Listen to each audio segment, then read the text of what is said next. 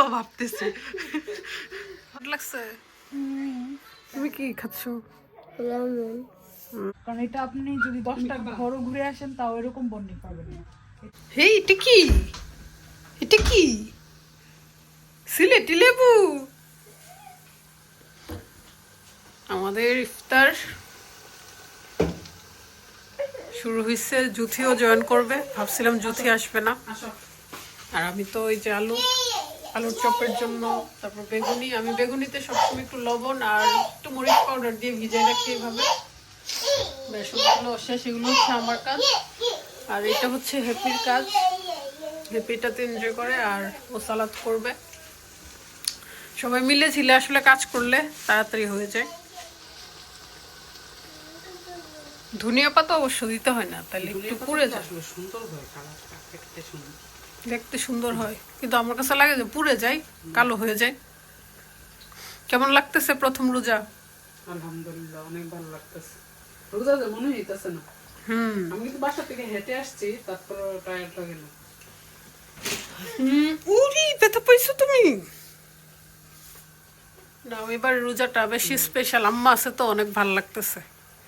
সবচেয়ে শান্তি হচ্ছে মা। গত বছর বাংলাদেশ আসলে আমি হ্যাঁ, জুথি আর ওই যে রাদিয়া বলতেছিল যে লাস্ট ইয়ারে তুমি ছিলা না। আমি 10টা রোজা মনে হয় বাংলাদেশে বলতেছে লাস্ট ইয়ারের রোজাটা আমার খুব স্পেশাল গেছে। কেন কোনো মজা মজা রান্না করে খাওয়াইছো, কাজও আছিল বাসায় ছিল। আরে ওইটাই যে আমি রান্না করছি। মানুষের দিন যায়, মনে হয় যে না সুখে যাইতেছে না, আসলে সুখে যাইতেছে। এর পরের দিনগুলো আরো কঠিন হয়। আসলে একটু প্যারা থাকে, প্যারার মাঝে মাঝে যায়।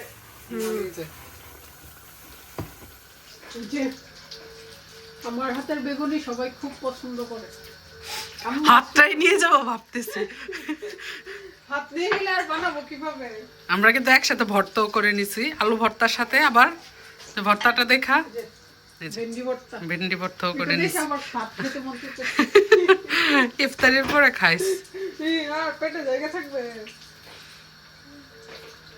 অবশ্য আজকে আমরা একা, খুকি, আমি, জ্যোতি, আম্মা, আর কেউ নাই, সবাই জবে। এখনো আসেনি, আসবে জ্যোতি। ইফতারের একটু আগ মুহূর্তে আসবে। আলিজে আমাদের ইফতার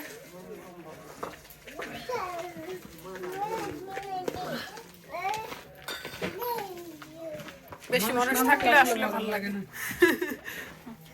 আম্মা করছে এটা। এই তুমি আর ইশাল আমাদের সঙ্গী হয়ে যাও, বাচ্চা নিয়ে আর ইফতার।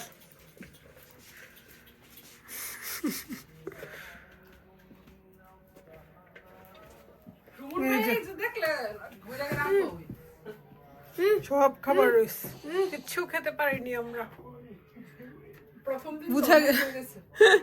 প্রথম দিন আসলে আন্দাজ করতে পারিনি, সেজন্য সবকিছু বেশি বেশি হয়ে গেছে।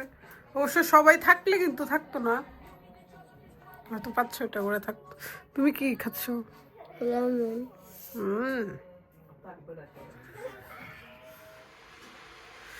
ইফতার তো এসে পাইনি জুথি, 1 ঘন্টা রাস্তায় ঘুরছি, রাস্তায় ছিল।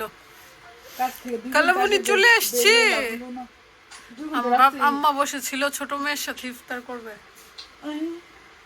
2 ঘন্টা রাস্তায় এসেছো। কাজ কর, রোজা রাইখা যে কাজ করছো, টায়ার্ড লাগছে? প্রথমবার জীবনে প্রথম রোজা রেখে কাজ করছি। আরাম পাইছো তুমি? আরাম পাইছো?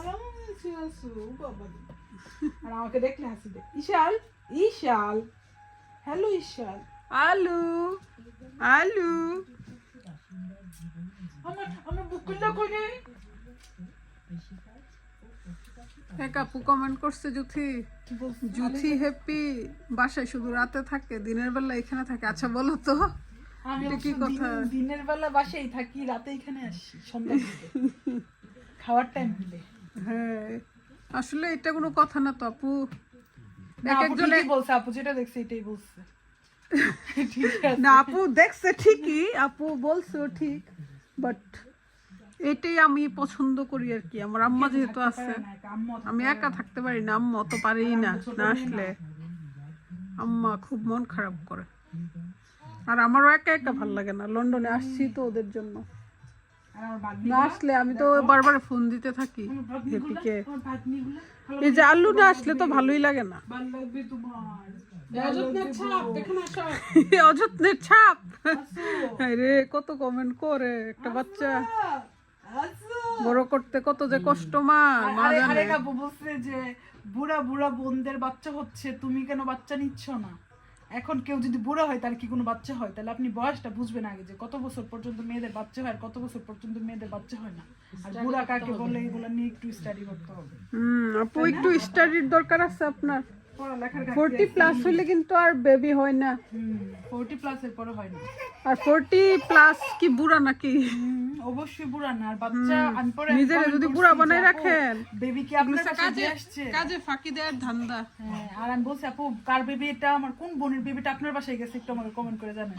যার বেবি নিয়ে দিয়ে আসছে আপনার বাসায় তাকে খবর করে। তুমি কি গেছো আন্টির বাসায়, জ্বালাইছো গিয়ে? কত সমস্যা মানুষের। ও মাই আন্টির গড, বাসায় গিয়ে জ্বালাইছো আন্টিরে? নিজের ফ্যামিলি নিয়ে খবর নেই, আরেকজনের ফ্যামিলি নিয়ে পড়ে থাকে। পরে থাকি শুধু। মনে হচ্ছে আমাদের ইস্যুকে কি উনি পালছে, আমরা ইস্যুরে পাইতাম কই? আলিজেরে কই পাইতাম? আইদামনিরে কই পাইতাম? আলিজে তো প্রথম বেবি। তাও সমস্যা রে। আইদারটা আচ্ছা আপনারা বলছেন, এখন বললে তো আর কিছু হবে না, যেহেতু চলে আসছে মিস্টেকেনলি। এটাই তো, যার বাচ্চা সে তো বলতেছে। সে তো খুশি, তার তাদের প্রবলেম নাই। ফ্যামিলিটা মাশাআল্লাহ সুন্দর হয়ে গেছে, যেমন 3 ছেলে মেয়ে দূরে দূরে থাকে, এখন ওরে নিয়ে ছোটটা নিয়ে সময় কাটে। আল্লাহ এরকম মিস্টেক করে প্রত্যেকের ঘরে একটা দেয়, দেখেন খেয়াল করলে। Yes, তাই নাই ছেলে মেয়ে নিয়ে? না দরকার কি অন্যের ছেলে মেয়ে নিয়ে সেটা সমালোচনা করার? আমার যতটুকু আছে অতটুকু নিয়ে সে সুখে থাকলেই ভালো। দরকার কি মানুষের কার কি আছে? ইভেন আমি যখন ছোট ছিলাম আমার আব্বা আম্মার সাথে তো আমি সবচেয়ে বেশি সময় থাকছি, আর আমার আব্বা আম্মা অনেক খুশি হয়েছে। ইভেন হসপিটালে আমার আব্বা যখন মারা যাবে শেষ মুহূর্তে বলতেছে যে আমার ছোট মেয়েটাকে আমি এতিম করে যেতেছি, তুমি তো বেশি দিন আমার আব্বা ডাকতে পারছো না। কারণ বাবা মা আসলে ছেলে মেয়ে, বাবা মার কাছে ছেলে মেয়ে প্রত্যেকটা ছেলে মেয়ে সমান। আর তখন ছেলে মেয়ে নিয়ে কথা বললে এটা আসলে সব বাবা মার গায়ে লাগে, অনেক বেশি লাগে। আপনি যদি আমাদেরকেও একটা বকা দিয়ে দেন, আর ওরা আমার কাছে নিজের ছেলে মেয়ের মতো, এটা আমার বোনের ছেলে মেয়ে না। তো আমাকে একটা কথা বললে আমি কিছু বললাম, বাট আমার বাচ্চা কাচ্চাকে কিছু বললে আমি জীবন ওইটা মানে ছাড় দিব না, কারণ কারো বলার কোনো অধিকার নেই। না সেটাই তো, বাবা মার সবচেয়ে গায়ে লাগে যখন ছেলে মেয়ে নিয়ে কিছু বলে। কারণ আমরা কারো ছেলে মেয়ে নিয়ে কিছু বলতেছি না, সবার আল্লাহ দশটা থাকলেও তো সমস্যা নাই, আল্লাহ চাইলে অনেকের বাচ্চা হয় না। খাওয়াইতেছে। আর আমাদের ফ্যামিলিতে বেশি লাগে, কারণ আমরা ফ্যামিলির মেম্বার বেশি। ইভেন আমাদের নেক্সট জেনারেশনও চাই আমরা বেশি থাকি, আর সবার মধ্যে বন্ডিংও অনেক সুন্দর।